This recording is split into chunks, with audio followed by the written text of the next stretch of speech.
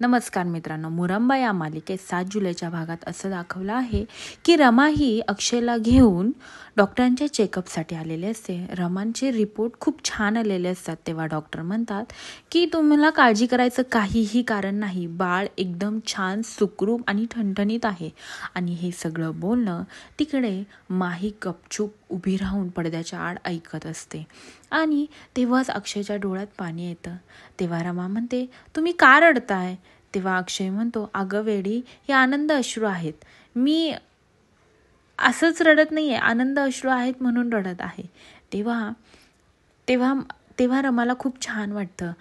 छोटा का होईना क्षण मला अक्षयसोबत घालायला भेटला आणि एवढा सुंदर अनुभव मला त्याला पण अनुभवायला भेटला. हे सगळं तिला फील करून खूप छान वाटत असतं.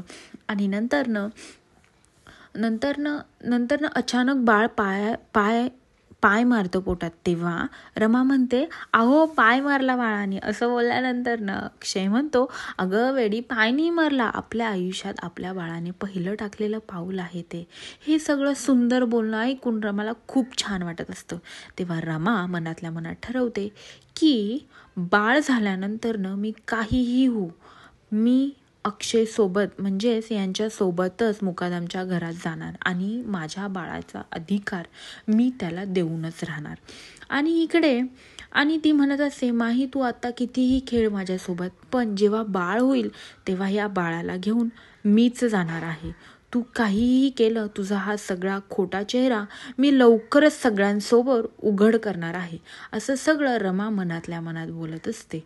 आणि आता रमा खरंच माहीचं सत्य उघडं पाडण्यासाठी काय काय करेल हे पाहण्यासाठी विसरू नका मुरंबा आणि माझ्या चॅनलला लवकरात लवकर सबस्क्राईब करा.